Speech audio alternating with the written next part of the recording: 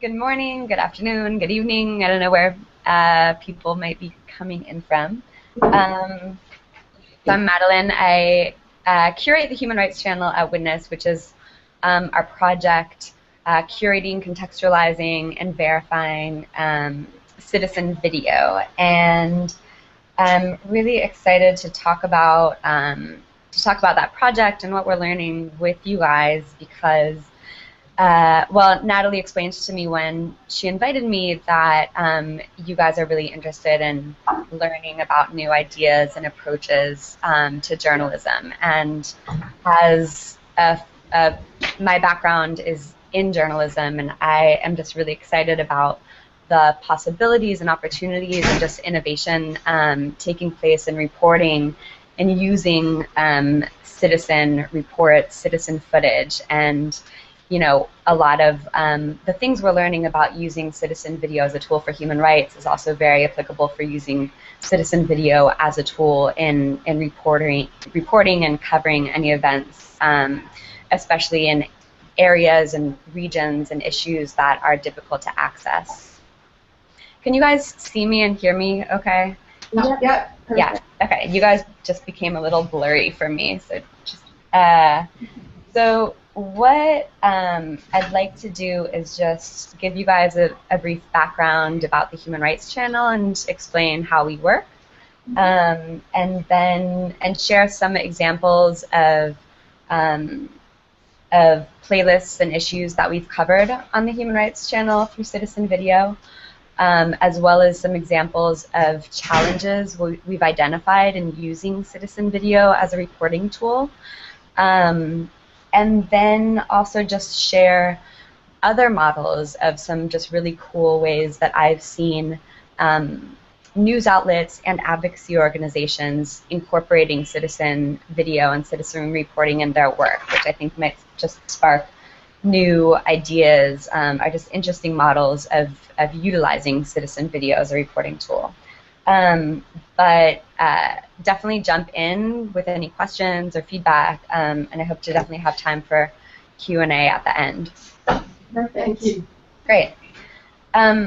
So about the Human Rights Channel. So why is Witness involved in curating citizen video? It's a very new project, and it's different from what Witness has become known for in 20-plus years of training human rights organizations and human rights activists on the ground, because we really started to identify the fact that a lot of the most compelling video and human rights video being created is being created not necessarily by people who identify as human rights advocates or activists or even citizen journalists. Oftentimes, this is video by just eyewitnesses who happen to be in, what we might call the wrong place at the wrong time.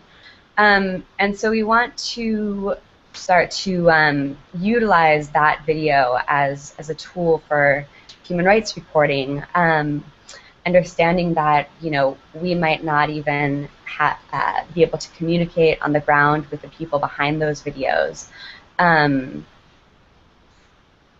So the idea of the Human Rights Channel is to find this sort of citizen video that documents human rights issues, curate it, contextualize it, verify it, and use these videos as a tool to amplify issues of human rights. And I'll give you guys some examples of ways we've done that. But in addition, a kind of secondary mission of the channel is, in doing so, to identify some of the filmers on the ground who are working to document human rights issues and reach out to those filmers. In doing so, also kind of learn more about the videos they're filming, learn about the context in which they're filming, learn about some of the challenges that they encounter in documenting these issues. And then thirdly, and the reason that I'm really excited to just talk about the project with people like you, is that in curating citizen video, we're really identifying a lot of the challenges in terms of how citizen video is being used in human rights and in journalism. So, what are some of the ethical challenges that we need to start to understand and think about and develop best practices on in terms of sharing and utilizing human citizen video? What are some of the challenges in terms of verification, technology and policies that factor into the use of citizen video? So a lot of my work is really about kind of not only curating citizen video, but also discussing these challenges with my colleagues, addressing them in new resources that we're developing, and also just working externally towards addressing these sorts of issues within the journalism community and the human rights field. Does that make sense? Yeah. So how the Human Rights Channel works, I'm just going to start to share my screen here. So we're a partnership with Storyful and YouTube. Okay, so what Storyful is they are essentially a news company that works, was founded by, it was co-founded by a former field producer for CNN who began to understand that citizen video, citizen footage would play a greater and greater role in news reporting.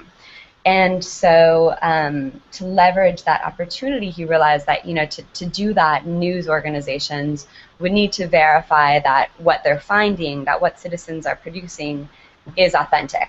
And so Storyful began maybe about 3 years ago or so, and their bread and butter is finding citizen footage of breaking news stories and verifying that footage is authentic.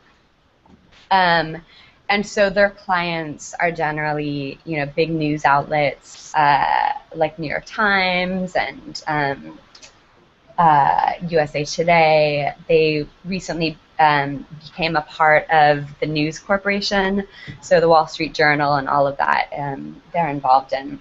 And so Storyful is one of our partners. They essentially verify the video that we're curating. So a lot of the videos that we curate on the channel comes from them. A lot of the videos come from our own research, from our own networks. We follow a number of citizen journalists around the world on Twitter. We have different Twitter lists of citizen journalism networks and people who we know are creating this sort of content. And when we find video that way, we then send it to Storyful to verify.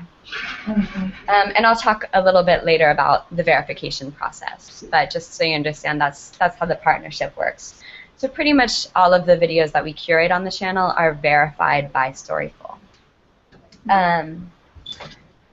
So this is essentially what the Human Rights Channel is. It's a channel on YouTube in which we don't edit, we don't remix generally the videos that we're curating. We simply curate them into playlists. We have a playlist called Citizen Watch, which just includes video from all over the world. Yesterday it included some videos that a UN representative had filmed while he was traveling through South Sudan and witnessed some aftermath of atrocities that took place last week. For videos like that, we include a warning of graphic content. We have been curating a number of videos from Western Sahara of protests and clashes at protests. And so these are videos that we just curate every day and we send out on Twitter. And then we curate kind of special playlists focusing on an issue. So since the protest movement began in Venezuela, we've been curating videos from there of clashes on the street, of people being arrested, testimony such as this one of students who were beaten or detained during the protests. And then because a lot of these videos are often raw, they're often kind of without context that allows you to really understand them. So we oftentimes add that sort of context on the Witness blog.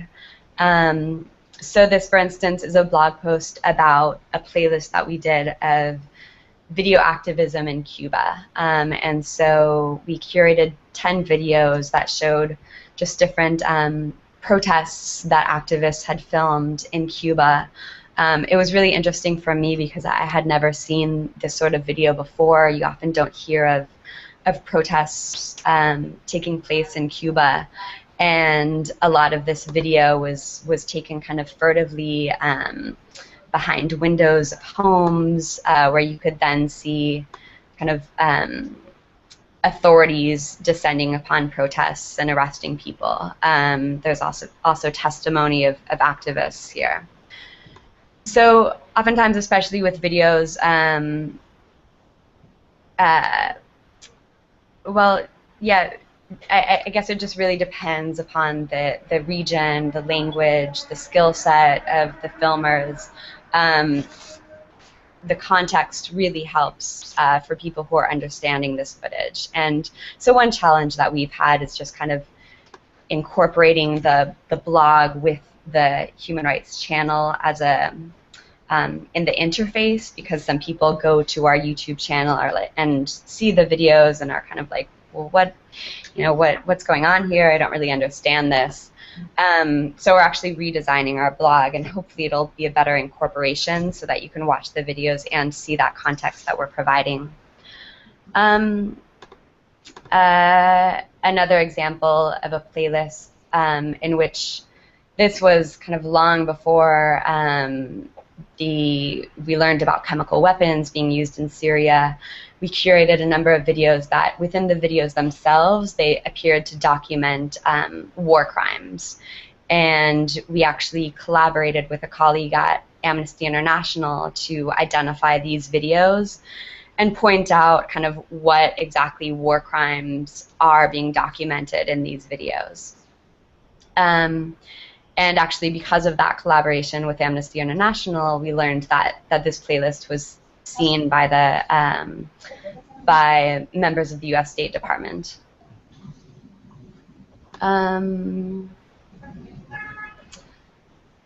Corporal abuse of migrant workers in Saudi Arabia. Some of you guys may be aware of this issue that kind of came out in the news in Saudi Arabia last fall, in which there was a very damning video of a foreign worker being abused in his household. And so we set out to find other videos that appeared to show the same thing, and wound up finding a number of videos over the course of a few years that documented abuse of foreign workers in Saudi Arabia. So that's kind of how we work. Are there any just sort of questions or feedback about that before I move on? Hi, Madeline. I have some questions, but I'm not sure if you're going to answer them when you start talking about some of the other stuff. But one of the questions that popped into mind immediately was one about critical mass. It's when you start getting the kind of breadcrumbs of stories coming through. At what point are you able to determine there's some sort of critical mass there that's worth investigating further? And then, what is your process for doing that? Do you have like already databases of kind of verified citizen reporters in situ, or is there a process of developing that so that if you go to someone they can help with the verification process, or that kind of thing? Yeah, that's a great question. One thing that we have learned, or it's become quite apparent, is that we are a small team. It's kind of myself and a team of interns who are solely focused on the Human Rights Channel, and there's only going to be an increasing number of citizen videos that come out documenting these sorts of issues around the world. And so we can't attempt to cover, all sorts of breaking news situations. So what I've decided to prioritize is essentially underreported issues, because this is becoming increasingly a part of the skill set used in traditional news gathering. So when there is a big breaking situation, like what's going on in Crimea, what's going on in Venezuela, there will be international eyeballs on the issue and on citizen video that's coming out. And so we definitely want to be a part of that, but understanding that there are reporters watching these videos, monitoring them, and when a very compelling video comes out, it will probably be unearthed. Oftentimes, when you talk about a critical mass, oftentimes some of the most compelling video that we see is not within the context of a critical mass of videos or of an event. Oftentimes it's just one sole video that documents a particular abuse, and it's just as important in that case to find that video, to contextualize it. So for example, in South Africa last spring, there was a video that an eyewitness took of police abuse, and the victim later died in his jail cell because of what was recorded on that video. And so that's the case where it's just one sole video, but because that video got out, it was reported in local news media and then internationally, and resulted in a series of events in which actually the officers involved in that are about to go to trial. So that's the sort of video that we would want to look out for. But also just also situations where there are a number of challenges in terms of the human rights issues being documented. If there are challenges surrounding verification, we want to have our eyeballs on that issue and just use our skills that a number of the journalists who are watching these events might not be considering. And so I'll actually come back to that. Actually, no, this is a good transition. So to talk about some of these challenges that we're identifying. So for example, when protests began to break out in Venezuela, gosh, I guess two and a half months ago, we began to see a lot of citizen video of the issue, and we were also seeing a lot of circulation on social media of footage that that was contested, that people were saying that activists are sharing this footage and it's actually from Syria or from another context. And oftentimes activists were sharing footage that they themselves thought was authentic, but it was from a different context, and because of that was certainly delegitimizing all of the footage that was authentic. So because of the challenge of authenticating videos from Venezuela, the first blog post we wrote about that was focused on just that issue. I'm not sure, are you guys seeing my screen here? No, okay.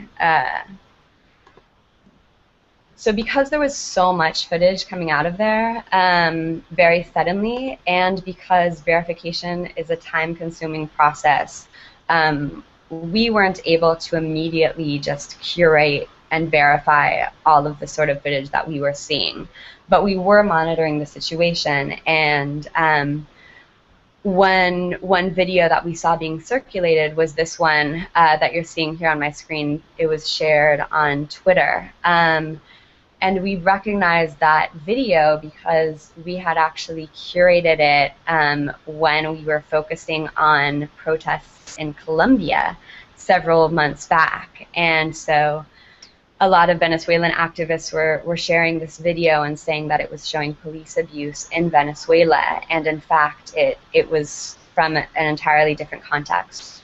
And so we wrote this blog post just about, you know, how challenging it is to verify this video and how activists and reporters need to, you know, monitor this sort of footage that's coming out with a dose of skepticism. And we shared just a few tools of how anyone can take just a few steps to verify that the footage that they're seeing is real.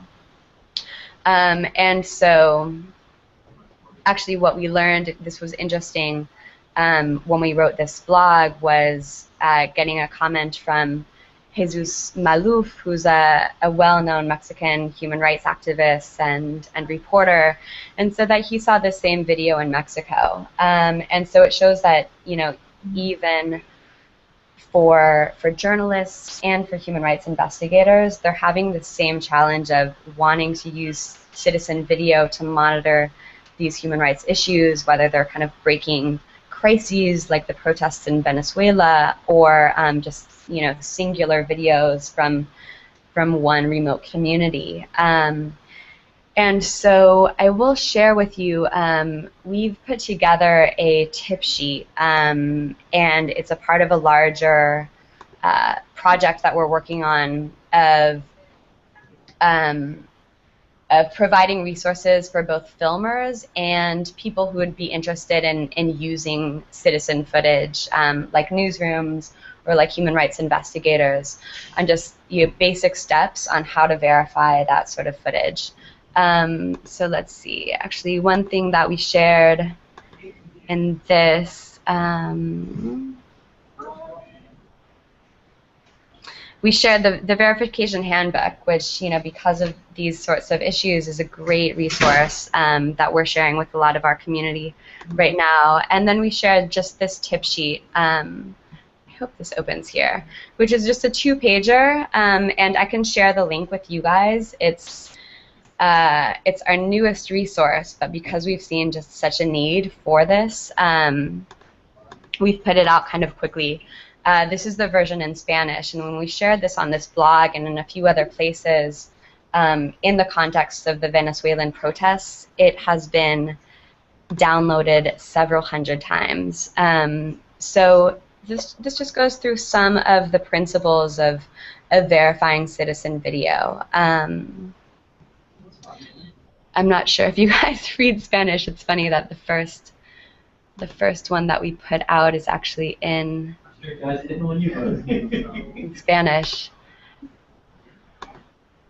That's great. So it talks about things like using a Google reverse image search, and that's actually how we found that video had been used in Mexico as well as in Colombia previously. Reaching out to the filmer, trying to find other reports that corroborate what is going on in the video. And so, you know, going back to the mission of the Human Rights Channel, this is why we're seeing that, you know, we might not be able to verify and curate every sort of video that a news organization or human rights investigator will want to use, but by curating this sort of video and identifying these challenges, we want to just help, you know, other people in this field have the skills to verify video when they do come across video that is relevant to their work. And more recently, actually, a human rights researcher from Sudan, from an international human rights organization, reached out to me with a video that he said was shared with him from a longtime trusted source that his friend said he had taken on his cell phone, and it was a quite horrific video of ethnic abuse and violence, and he was kind of ready to write a press release about this and start a campaign about it because it seems to corroborate a lot of what we are hearing about escalating violence in Sudan. And when I just took kind of the first step of putting that image into a Google reverse image search, I found that video was in fact several years old and not from Sudan at all. And so we shared with his team just a number of these sorts of resources of what they can do, how to approach this video when they do see it. So, another challenge that we're seeing is ethical challenges of using citizen video, both in the fields of human rights and in journalism. So I don't know if some of you guys may have seen this issue of a campaign of abuse targeting gay youth in Russia. It kind of came into the attention of the Western news media and activists last summer. Oops, I'm not sure I'm sharing my screen with you. Let's see.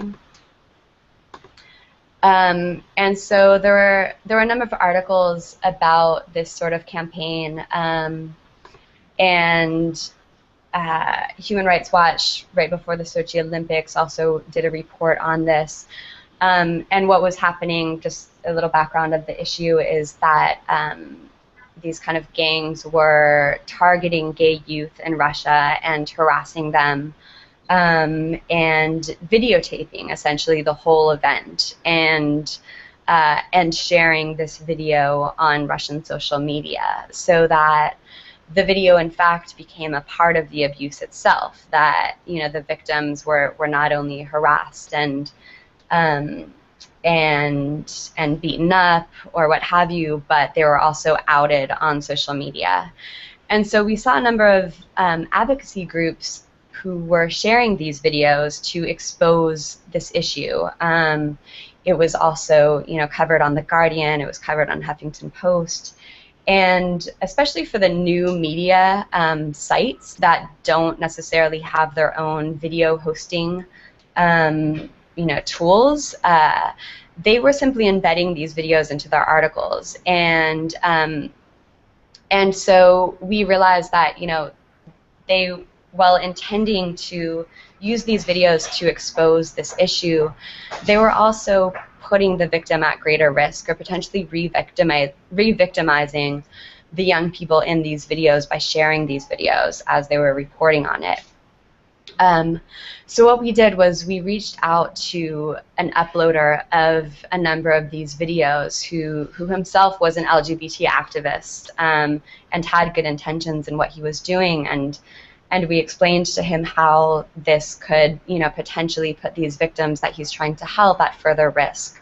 And we convinced him to re-upload these videos using the YouTube face blurring tool.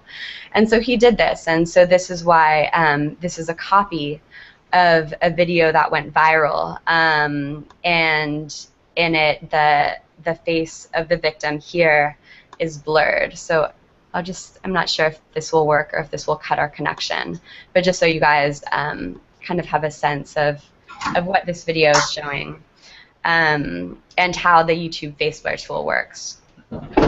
So after the uploader, re-uploaded this video anonymizing the victim, we then reached out to a number of the news outlets that had distributed the video and got them to switch out the video that they had used for this video.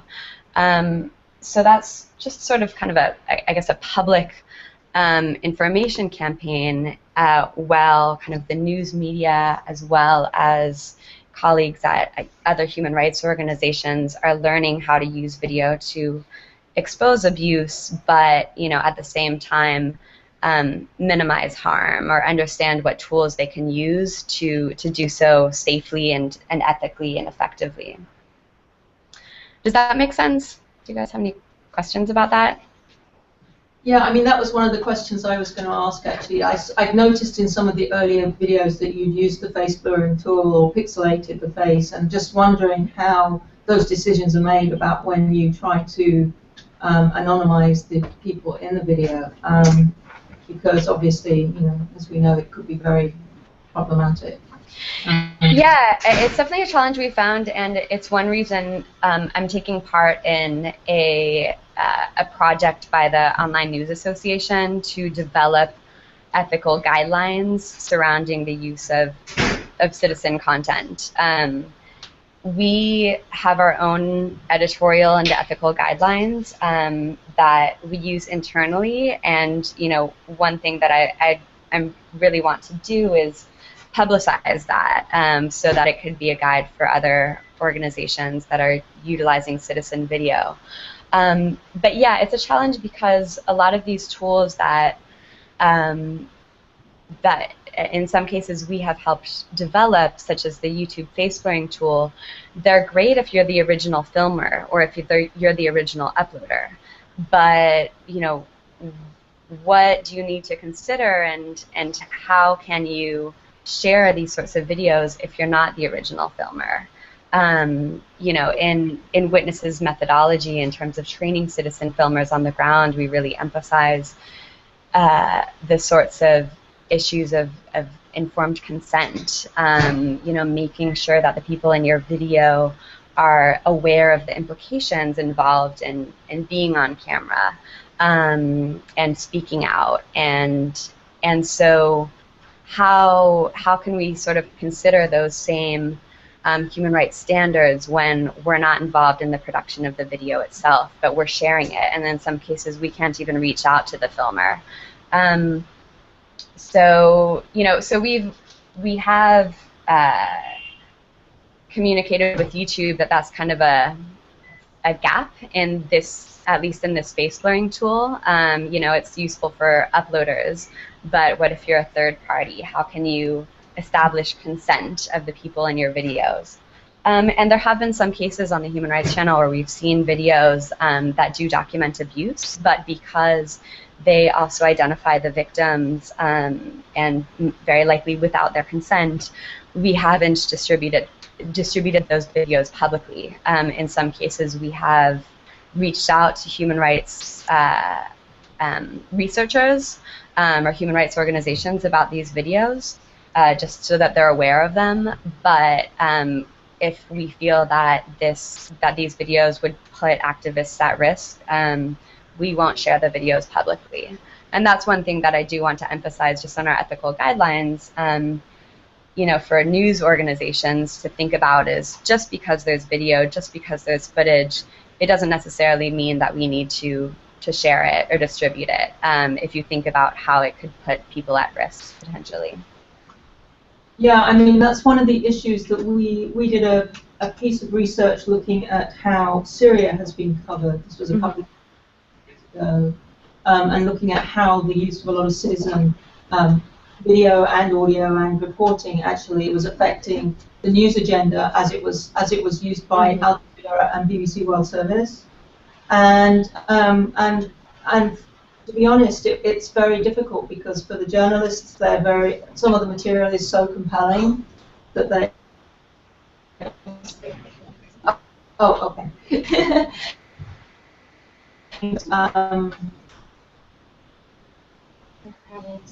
That people are really want to use it, and it's very hard for them not to use it in a given situation. Yeah. And I just wondered, where you can kind of intervene in that process in any way, because their enthusiasm to publish, which may be because it verifies a particular story, or because they have a particular story they want to tell. Where you actually, are you kind of like having a hands-off sort of approach there and saying, well, it's your decision, but we would advise this, this, and this, or are you actually, already curating at some point and saying we're really putting this in the basket of being very kind of questionable video, and this is sort of more reliable video, and this is kind of gold standard video, that kind of thing? Yeah, no, it's a huge issue. It is why we are involved in these discussions surrounding the creation of ethical guidelines for news organizations to use. At the end of the day, it's up to each newsroom and reporter to determine, but I think traditionally reporters have had standards that they utilize. If there's a hostage situation, they won't reveal the information about it if there are negotiations going on. And there are many different issues in which traditionally journalistic standards have caused reporters in newsrooms to withhold information if it would cause more harm than good. And so I think we just need to be very careful when we are incorporating citizen video or citizen reporting more in our footage, of thinking along the same lines. But yeah, you know, I read a really interesting report comparing international coverage of the protests in Venezuela with coverage of protests in rural Colombia last summer, which was an issue that we also curated and covered on the Human Rights Channel. And one argument that was made was that, you know, because the protests are more violent, more fiery, you know, that creates greater international attention. And does that mean we should cover one issue more so than another? So, you know, that's also my concern in terms of how does, you know, circulating certain footage also impact the way that activists on the ground are strategizing.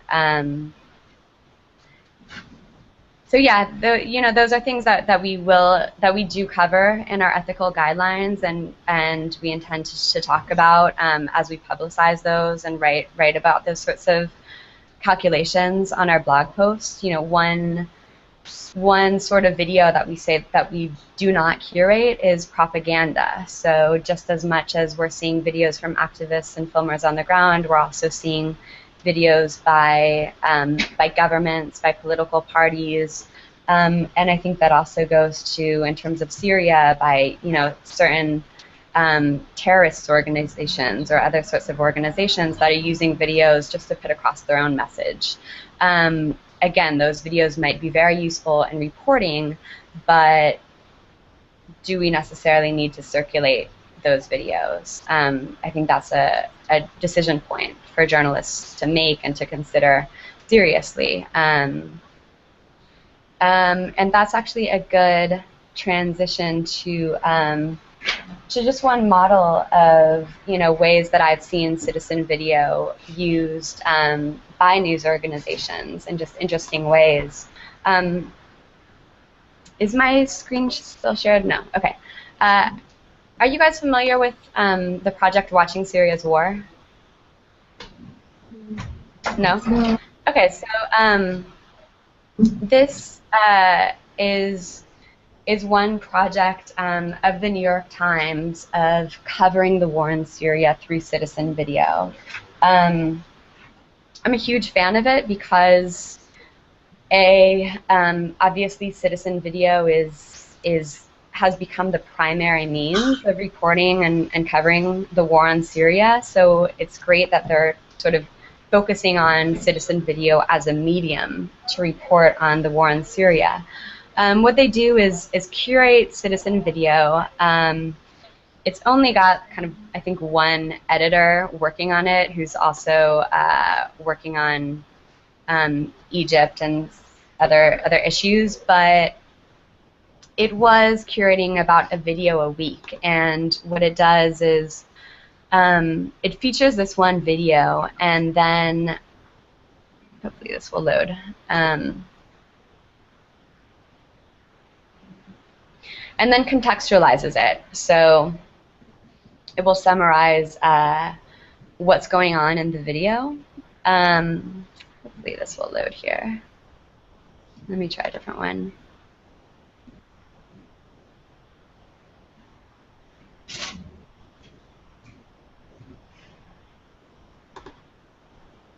Okay, here we go.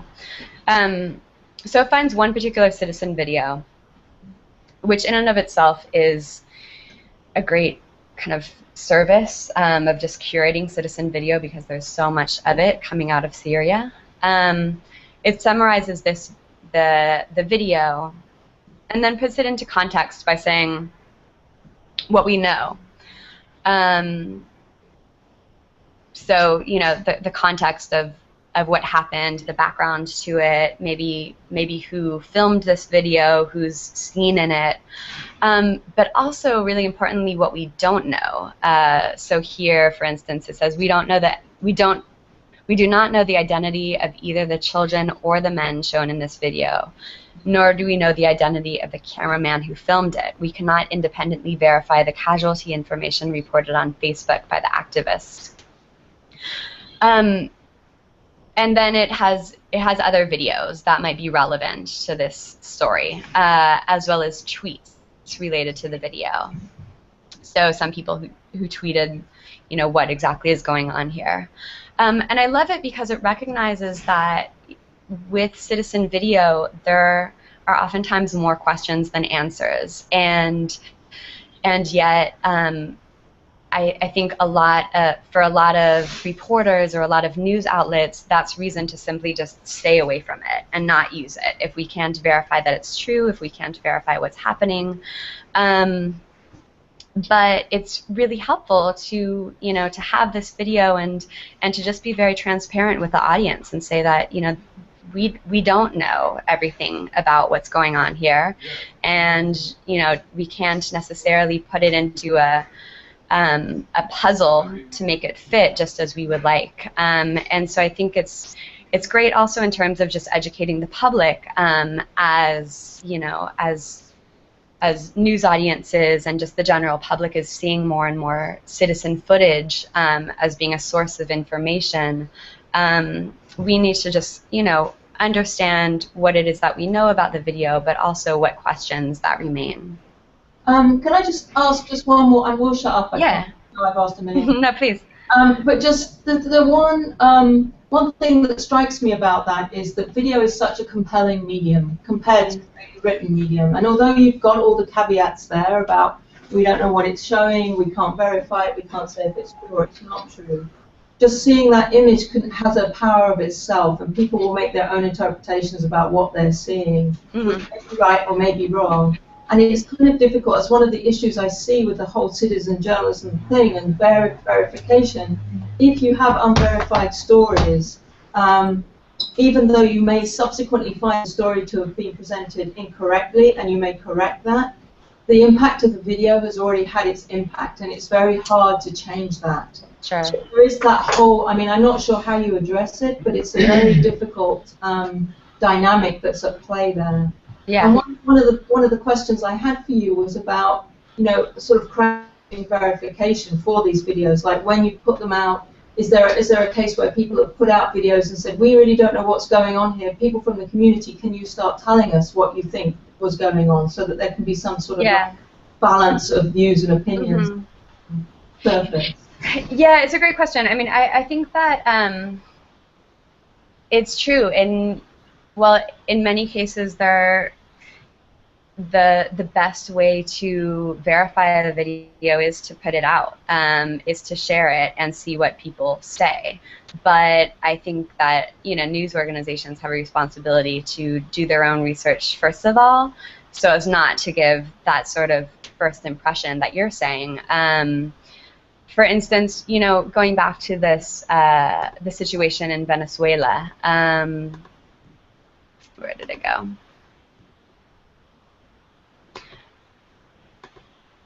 I think I lost that tab. The video that we saw circulating that that turned out to be from Colombia, it was finally taken down, and there were a number of comments below the video on YouTube just of people pointing out that that video is actually from a different context. And so in some cases, definitely sharing the video is one way to you know, put it out to the community and see if it's true. But I would bet that a lot more people kind of saw that video on Twitter and shared it before it became very apparent that that video was false. There is a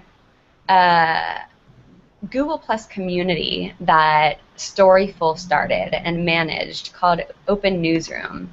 And what it is let's see, I'm going to pull it up for you. You can ask to join this community, but it's also, you can see publicly what's going on there without being a part of the community. Let me share this with you. And they started it because they realized that, you know, while Storyful itself has its own process of verifying videos, oftentimes it really takes an expert, you know, perhaps a language expert, a regional expert who's familiar with, you know, that territory or that city, or can identify license plates in certain countries, or, you know, signs in certain cities. And, you know, for the verification process, crowdsourcing is very helpful in terms of identifying these sorts of things that can corroborate or debunk a video. So what Open Newsroom is it's essentially that. It's crowdsourcing the verification process. So it's a lot of reporters involved in this, a lot of human rights advocates and experts. The focus mostly is on the Middle East, but that's just because of who has been most involved in this issue. And so, for instance, when the when videos of the chemical weapons attack in Syria last August began to come out, this community was very active immediately in kind of collaborating together to curate videos that were coming out and to contextualize them. And some people were using Google Earth to find out, you know, where to pinpoint where a video was taking place. Some people were finding translations of testimony in the video. And so this really helps. It's kind of like a behind-the-scenes way of verifying and offering context to videos. For a lot of the most compelling citizen video that we've seen, it's impossible to verify it with 100% certainty, and that doesn't necessarily mean that we should, you know, ignore it, not share it. And so I think we need to understand how to take initial steps to verify the video. But, you know, just recently Amnesty International issued a report about a video that was circulating in Papua New Guinea that appeared to show horrific police abuse. And there were certainly questions surrounding, you know, where did this video take place, who filmed it? But by all means, it did appear to be authentic. And so they put out a news release calling for an investigation into what, you know, what it appears to be going on in this video.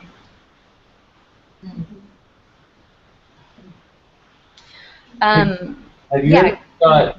Sorry. Have you ever thought, or have you already done any research, or I mean, with regard to the impact of videos as opposed to, and how that might change over time, and whether or not certain misinformation is mitigated by the text? In other words, just to try and get some idea of what is the real impact. In other words, having a video, for example, and seeing that comes out, and then as things change, then going back at different points is actually surveying the people who are observing the videos to actually get some sense of the degree to which things can be mitigated. And because I think that the decisions about how and when we put these up and what we do with it and how we determine whether or not contextualization is the degree to which it's important earlier or later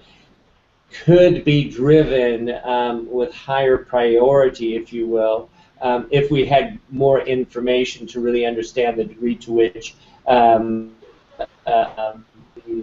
the text boxes or the comments or the secondary investigation really has an impact. And so I was just wondering if you thought about or know of anyone who's actually doing any research in that area. Yeah, we certainly haven't done research, and I would love to know of some research about that. What I do know is that certainly, I mean, reporting is about a relationship of trust with your audience, right? And so I still, you know, citizen footage and the verification process is a very new tool and practice in journalism. And I have an entire presentation about just videos that have been misused or miscontextualized, misinterpreted by the news media. You know, and it's happened in you know, local TV reporting. It's also happened in the New York Times and in the Wall Street Journal. And I think reporters are increasingly going to understand that this has to be a part of their skill set, because when they do come out with a report based on a video that they then learn, is from a different time or place than they thought, they're going to lose that trust with their audience. But no, I fully understand. I mean, I was just curious because I think that what we're going through with regard to the evolution of media is that there's some kind of standard practices. In other words, the New York Times puts out a story and then they do an error and a correction. A week later, it's on. But it's already been covered in other news media, right? It's on page 1 initially. Top headline, but it's page 5 is the correction or something. Yeah, totally. So, but that became an established and accepted practice, and so I just think that with regard to us, if you will, of people who are looking at new ways of communicating, it would be really interesting for us to also be able to kind of do as much investigation as possible, and we might find that there are certain things that you really can't do much about it. I mean, it is always the case that the image is going to have more of an impact, and it's always the case that it's going to be difficult to try and catch up with that initial impression. But I'm just kind of curious, and it's something that we would like to explore. And if there are other people at Witness who are interested in this, is maybe it's something that we could look into. And I don't mean something which is academic, quantitative, 5-year study on something, because a lot of these various media are changing so quickly, and the way people are using them is changing so quickly that if you try and investigate something take too long to investigate something, we've already moved on to another medium before people are actually made observations. So it's something that we're thinking about, and if it's something that you're interested in, also maybe we could because of the various platforms that you have, could actually provide the kind of pilot or basis for an interesting pilot with regard to seeing if we could actually explore this a little bit. Yeah, send me an email. That sounds like a great research project that I would definitely love to be involved in. Okay. I have a question that's sort of parallel to that, which is, have you ever thought about some kind of certification, I guess, that you stamp on all the videos to say to what extent it's been verified, to what extent it's not verified, and that's kind of like a watermark in the videos, so that when they're by other organizations, the watermark is there, and you are the kind of stampable authority on that, or another organization is, or whatever. Yeah, that's a great question. YouTube itself is kind of piloting a few different experiments in terms of like crowdsourced tagging of videos, and I think that's one great opportunity of where it would be great, to have some sort of like check mark that people could go through and see when they see a video, aside from just like looking at hundreds of comments. But because we work with YouTube videos themselves, and we are not uploading them. We haven't found out a way, even if we do something like watching Syria's war and contextualize it and saying that, this is what we don't know about it, other people can see that video, just as a YouTube video without that context. And so it's really challenging. I think that's where I would love to see just some innovation in video hosting platforms. I'm really curious as to how these sorts of projects that I've heard YouTube is exploring could work. But if I've often seen videos that are miscontextualized for a political messaging purpose, and if those people want to get their message out, then they can also be involved in in tagging their videos, or if I guess what I'm trying to say is, if you kind of crowdsource the verification process, you're also going to have the problem of who is a part of that crowd and what is their agenda. And so that's why Open Newsroom works quite well, because it's a kind of closed community of people who are somewhat trustworthy, and most come from a sort of reporting or ethical background. But no, I haven't seen something like that, to answer your question. And I think it's where technology can really play a role. One thing I have seen, Witness has worked on it in terms of an app to create verifiable photos and images. It's called Informacam. And so what it does is it happens from the production side of the process. So if you're the filmer, you can stamp your video with metadata so that third parties can see that metadata, can see where and when the video was taken, and know that it is authentic. We also, just in researching videos coming out of Venezuela, we learned that Venezuelan IT developers have also developed a similar tool. It works not for videos, but for photos. So we wrote about it in a blog post recently. It's called Foto Ahora, with the Spanish spelling, so Foto Ahora. And it's a very simple app that allows you to, again, for the user, for the filmer, to, when you're in a protest or documenting police abuse, you can take a picture with this app and just with a few clicks tweet it out, and in Twitter it will include with your photo metadata of where and when it was taken. So I think that's what we're more likely to see, is a greater use of metadata as one tool to create verifiable footage, and for third parties to use that to verify that footage. Because as it is right now, if you're sharing footage on YouTube, or if you're sharing it on Twitter and other platforms, those platforms kind of create a new version of your footage, which is smaller, compressed, and is often stripped of a lot of that valuable metadata. I'll definitely check that out. It sounds really interesting. I'm glad you put the link down.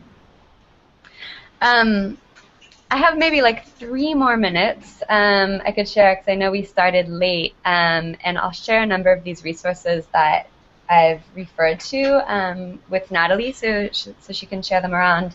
But if anyone has any other questions, I'd be happy to entertain.